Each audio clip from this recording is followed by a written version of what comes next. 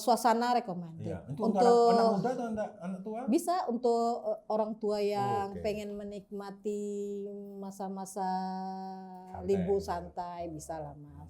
Karena nggak ada batasan umur sih masalah Oh. kafe itu Mas. Kalau dulu disebutnya PPDB, sekarang jadi SPMB, seleksi penerimaan murid baru tingkat SMA yang rupanya sudah disinyalir atau membuat orang tua ketar-ketir hari ini karena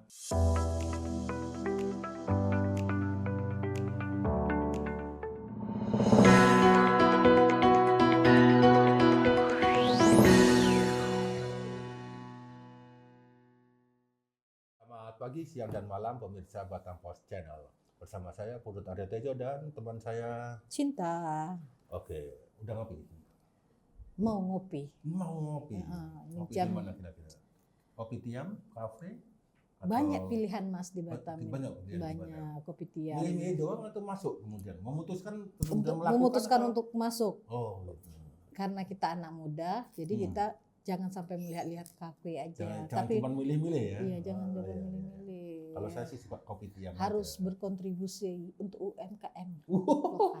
Sedap. Kalau masuk ke kopi betul. tiam kelihatan dari umurnya. Iya. Kopi tiam dengan kopi Iya, kita berbeda. Karena kopi yang itu kayaknya kurang cocok. Iya, kita berbeda kopi tiam. Kalau hari beda lagi Mas, kopi konsep. Kurang cocok harga atau kurang cocok rasa kira-kira kan? Itu yang jadi pertanyaan. Baik, menarik sekali kita bicara tentang apa nyebutnya ini, warung kopi, kedai kopi, coffee shop. Nah itu serupa ya, jualan kopi yang ditawarkan tentu dengan aneka varian konsep gitu ya. Nah itu di Batam kan semakin hari kayaknya makin banyak dan ini jadi bisnis atau industri kuliner yang menarik bagi para pebisnis di Batam dan dimanapun ada itu kedai atau coffee shop tadi itu banyak. Bagaimana banyak konsep-konsepnya Mas. Di daerah tempat tinggal Nongsa. Itu walaupun daerah yang termasuk sudut Batam ya Mas. Sudut Batam termasuk sudut Batam dong, arah pesisir. Tapi tetap dikejar masyarakat Batam Mas. Ibu kota Nongsa. Soalnya unik-unik. Beberapa kafe di situ ada kayak kafe yang di pinggir pantai yang bisa menyajikan pemandangan pesawat take off dan landing. Itu ada di sekitar Kampung Tua dekat restoran Kampung Tua lah. Di bagian pesisir juga. Terus ada di Kampung Tua Terih gitu Mas. Oh, Kampung Terih. Ya, Kampung Tua, Kampung Terih.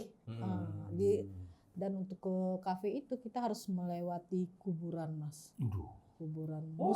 Serem lalu menyenangkan. Serem dulu menyenangkan. Tapi balik lagi menyenangkan, serem lagi. Lagi. Tapi bagus Mas, konsep kafenya bagus. Outdoor dan menyajikan pemandang view sunset dan gedung-gedung pencakar langit di Batam. Pernah nyoba belum? Ini cerita atau belum pernah nyoba ya? Sudah. Alhamdulillah. Untuk suasana recommended. Iya. Untuk anak muda atau anak tua? Bisa untuk orang tua yang pengen menikmati masa-masa libur santai, bisa lah Mas. Karena nggak ada batasan umur sih masalah kafe itu Mas. Mas mau nanya, kenapa sih ngomongin kafe sih?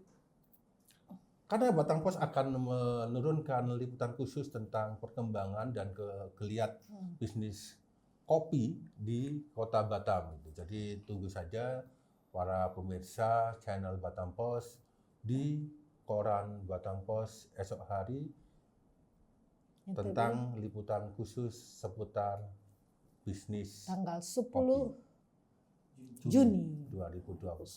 Jangan tunggu aja ya Mas, tunggu traktiran kafenya juga ya. Oke. Kita tunggu kalau pantun. traktir kopi kan gampang aja kan. Apalah ya nggak sampai. Banyak Mas. Jadi bukan hanya di Nongsa, di pusat kota itu banyak. Bahkan mereka berdirinya coffee shop ini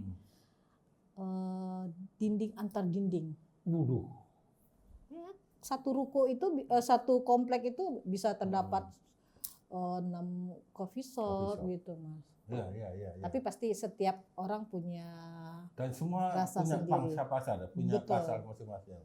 Iya, jadi coffee shop ini atau kedai kopi atau apapun namanya ini banyak ada di mall, ada di ruko-ruko gitu ya.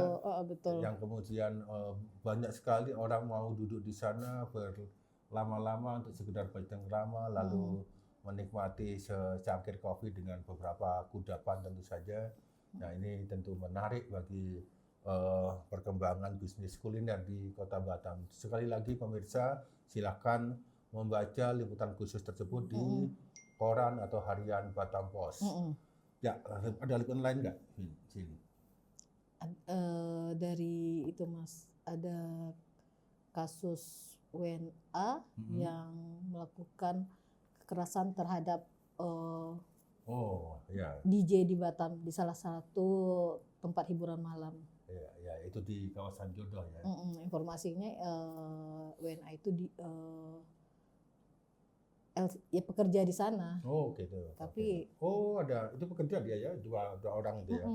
Tapi untuk konfirmasi resminya memang sedang akan dirilis maksud saya. Oke. Jadi menurut saya yang menarik sekarang ini adalah persiapan untuk masuk sekolah SMA yang sekarang sudah, kalau dulu disebutnya PPDB, sekarang jadi SPMB, seleksi penerimaan murid baru tingkat SMA yang rupanya sudah disinyalir atau membuat orang tua ketar-ketir hari ini karena mereka menduga kuota dengan jumlah anak-anak yang akan masuk di tingkat SMA atau SMK berbeda. Tentu saja kuota lebih sedikit daripada ini. Jadi penerimaan akan dilakukan pada 11 Juni mendatang. Nah, itu tentu ini cerita lama ya, dari tahun ke tahun selalu saja setiap kali ada penerimaan siswa baru yang menjadi pembicaraan adalah jumlah kursi atau bangku yang tidak sepadan dengan jumlah siswa SMP yang lulus. Ya, gitu. Jadi ini tentu saja menjadi perhatian khusus juga bagi kami di redaksi Batam Post tentang bagaimana sih sebenarnya fenomena ini terjadi dan apa sesungguhnya yang terjadi. Terus kemudian kita juga bertanya tentang apa yang dilakukan oleh pemerintah untuk SMA ini. Tentu saja di tingkat provinsi ya, SMP, SD, ada di tingkat Kota Batam. Gitu. Ada yang lain, Sinta punya ininya? Ada informasi? Terkait itu Mas, lahan hutan bakau yang terus tergerus dengan adanya aktivitas cucian pasir dan pembangunan Mas. Jadi kayak penanaman bakau di Kota Batam tuh seperti sia-sia Mas. Yang ditanam yang kecil, tapi yang besar-besar tuh habis dipangkas semua, ditimbun. Itu di beberapa daerah seperti Nongsa, Tiban, Tanjung Piayu itu udah banyak terjadi sih Mas, itu yang mirisnya. Ya.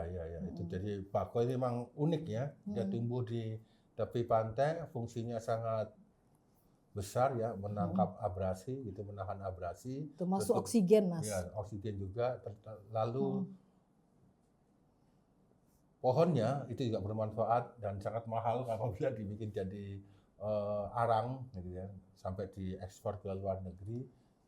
Itu jadi apa namanya, polemik khusus bagi si bakau ini sendiri tentang kehidupannya karena terancam oleh pembangunan, terancam oleh kebutuhan manusia lainnya gitu. Yang terakhir mungkin di sesi ini sih saya ingin melansir berita tentang laluan Madani, jembatan layang yang ada menjadi kebanggaan warga Kota Batam. Kenapa Mas dengan jembatan? Gelap. Karena di Tengare kabelnya dicuri. Kayaknya memang untungnya kayaknya untung juga. Enggak, seperti kayaknya memang harus ada pengawasan terkait itu Mas. Soalnya bukan hanya di Laluan Madani, di sekitar taman-taman Harmoni One itu semua lampu-lampu hiasnya juga mati. Waduh. Kasian kan Mas, padahal udah anggaran Ya, udah ya. besar. Tapi Jadi ada pesan khusus untuk para pencuri kabel sih? Nggak ada ya? Belum. tetaplah berjuang. Baiklah pemirsa channel Batam Pos, sampai di sini dulu pertemuan kita saat ini. Tentu saja masih banyak berita-berita lain yang akan kami sajikan di harian Batam Pos esok hari 10 Juni 2025.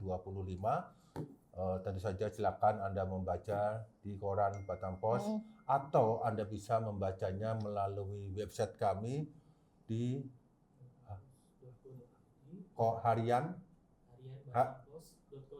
harian.batampos.co.id. Itu versi digitalnya, jadi sama dengan versi koran. Ya, Anda bisa membaca di situ, atau Anda bisa mengintip kecil gitu, spill sedikit itu di medsos kami, di Instagram, Facebook, Twitter, TikTok, YouTube. di YouTube gitu ya, semuanya dengan nama akun Batam Pos. Silakan dinikmati sajian informasi-informasi dari kami, redaksi Batam Pos. Dari saya, Sinta, undur diri. Sampai jumpa. Assalamualaikum.